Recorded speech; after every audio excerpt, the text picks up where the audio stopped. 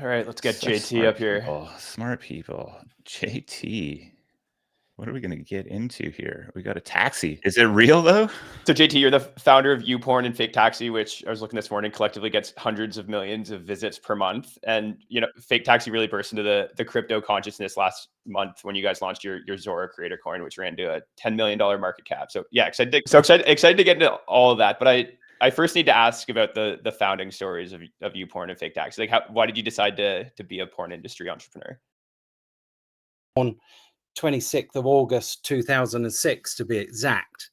And then we were getting a few thousand visitors, then a few tens of thousands of visitors. Then all of a sudden, I think round about, from memory, like February, March time, 2007, we went pretty viral. We were starting to get like 500,000 visitors a day, then 1 million, then 2, then 10, then 12, and 13 million. And we were growing 10 times faster than Facebook. It was pretty crazy ride. But what we actually did that other tube sites didn't, we realized very early on that we were cannibalizing the production part of the industry. If people were uploading content to us that infringed on, or that was produced by like a porn company that were trying to sell their goods on DVDs, or like through membership sites that had just started, we were in direct competition with them. So we decided that we needed to do something. We were the enemy of the industry, and we wanted to be the saviors of the industry. We wanted to move everybody from DVDs, from bricks and mortar, through to the internet and bring them up to speed. So nobody in the industry could understand how we could ever do that, but we did it by creating the industry's first content partner program, where if you owned a pay site and you had 1,000 movies on your pay site that you'd paid to create, that used to be on DVDs, now they're on a website, we would say to you, hey, join our content partner program. When you give us your videos that have got your watermarks on, we will put a banner underneath the video player that will direct people to your website, and we will tell them to buy a membership. But doing so, we want to take 50% of the revenue. So it was just a standard affiliate deal. A lot of people were skeptical that it would work. So we managed to talk 2 pay sites into joining our content partner program. Their memberships, their normal daily membership sales would be between 10 and 20 memberships a day. They were hitting 500 new members a day, 1,000 new members a day, 2,000 new members a day. So the cap was out the bag. Everybody wanted a piece of our content partner program. So all of a sudden we went from everybody hating us to everybody wanting to deal with. We were the hottest ticket in town. And by doing the content partner program, we kind of changed the adult industry into working with these huge trafficked tube sites. All of the other tube sites, they followed with their own content partner program. So we were kind of the leader in these things, if down to the fact that if we changed our cam provider that did the live cams, that we would give them the ad space and they would prepay for that. If we changed our cam provider, all of the other tube sites would literally copy what we did, because we were known for doing huge due diligence on everything. If there was, we would have, especially in America, we would have like 3 or 4 different law firms, top law firms, advising us on what would be a gray area, what would be obscenity, what we can do in some states, what we can't do in other states. It was the legal minefield. We used to spend so much money on legal fees. It was unbelievable. But we created like a YouPorn no-no list. That the whole industry worked to our no-no list, and we didn't care. We didn't ask for, like, can you help contribute to our legal fees? But what really set YouPorn apart was that we we realized that to get maximum enjoyment from a tube site, you needed to have really big bandwidth. You couldn't have, when you're watching a video on a porn tube site, you don't really want the video to buffer, because it doesn't really mentally help you buffer your masturbation, really.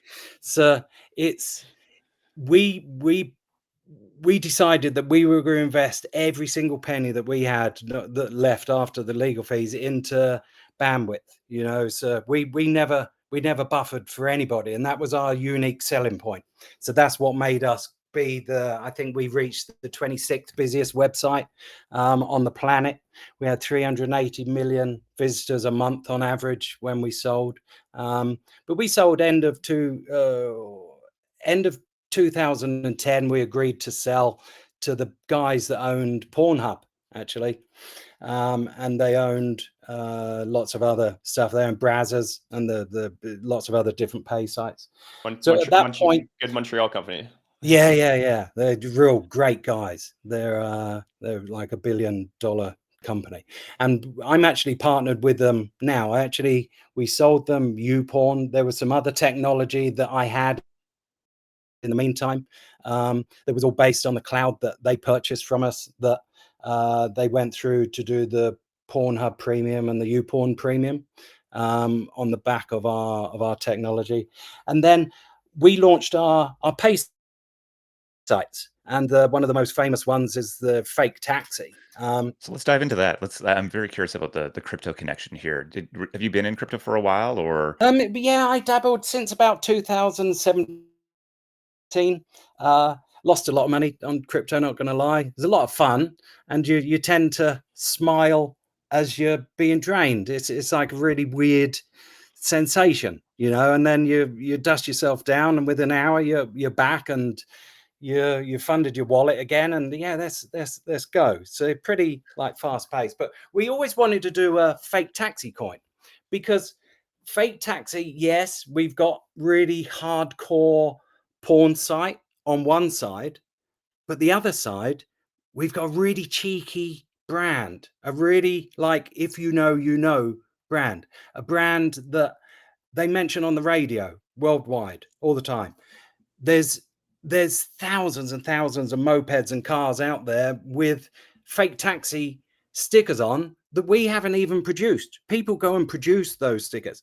People produce their own T-shirts, you know, and they're selling. So we're a firm believer in that. Even with the like the infringement on our brand is not always a bad thing, you know. So any advertising is good advertising. I mean, how did you guys find out about Zora, and why did you decide to launch a coin there? Well, that's my son. Whenever a new platform comes out, or whenever we find a new platform, we always do defensive registrations of our websites. So FakeTaxi, Public Agent, Dane Jones Massage Rooms, Fake Hostel. We've got like over 20 big brands in adult. So we always do defensive registrations of the main ones that would make sense. Somebody else trying to operate on those platforms, because it's easier than reaching out to the platforms and having them taken down. So my son, he registered back in March FakeTaxi on Zora, also Public Agent. 3 weeks ago, he lives over in Dubai, so he's on a different time zone to me. I'm over in Prague. He went onto Zora platform, logged into the account, and he fat fingered the launch of the token. So he panicked because people started buying that token. It went to 50,000, went to 100,000, went to 200,000. Then they sold. It went down to 100, went down to 50. By the time he managed to wake me up, because it was a Saturday, there was already a lot of holders.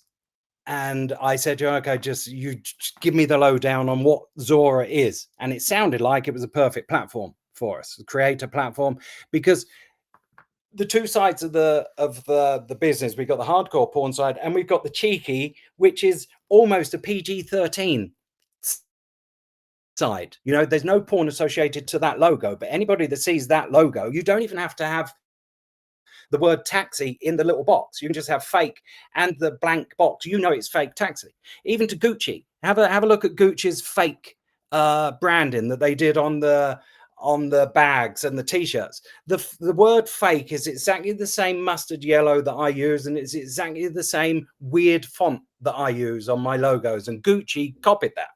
You know, not that we didn't reach out to them, but we were pretty proud. So we have a PG-13 version. So having that on Zora, a creator side, made complete sense.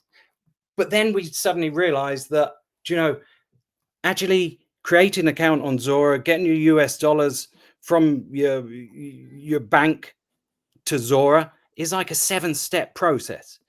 So we needed to, and there was no real educational tools out there to help people on board. So we started creating our own onboard videos we got some of the porn stars we sent them over scripts, and this is how you onboard to get onto Zora, because we were getting a lot of people saying, we want your token looks great, and the opportunities that your token give us with the competitions and the burning, and to come to Prague and to win pieces of the old fake taxi car that was broken down.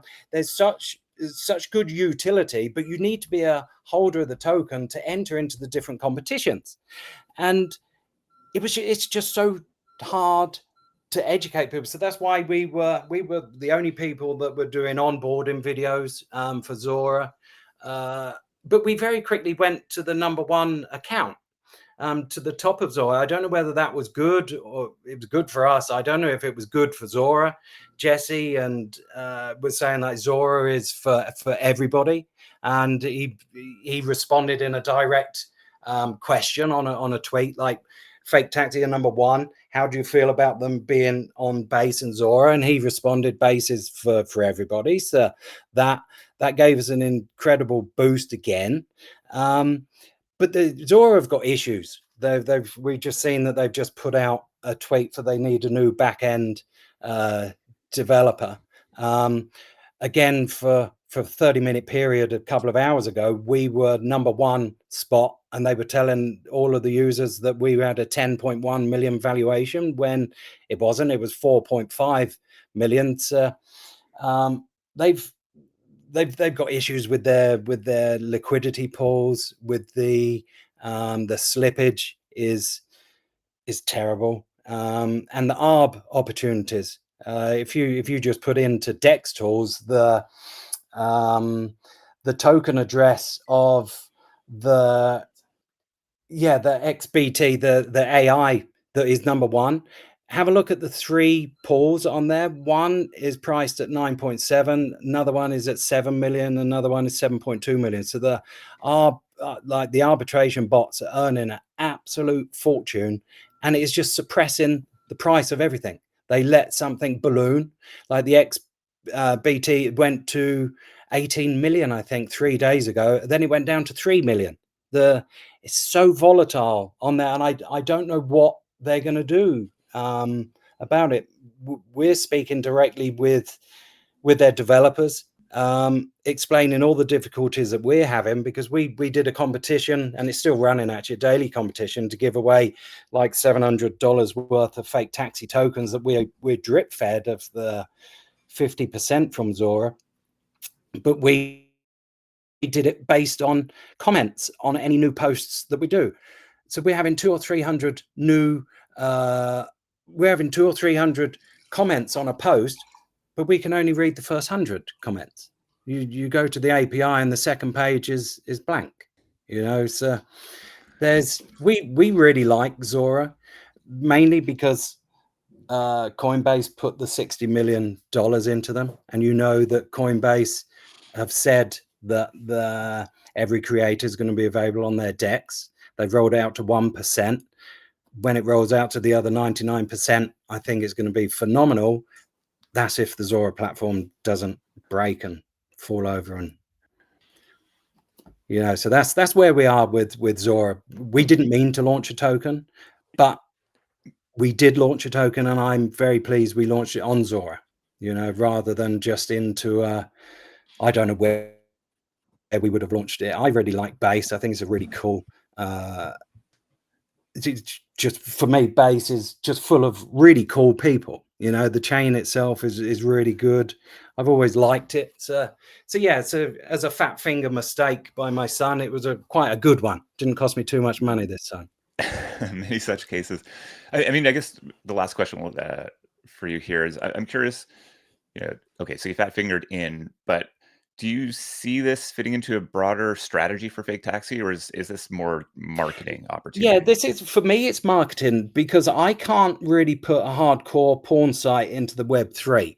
I can put a really cool, edgy logo that is a cult around the world. We have hundreds of millions of, well, we actually have billions and billions of views just on Pornhub alone of our channel.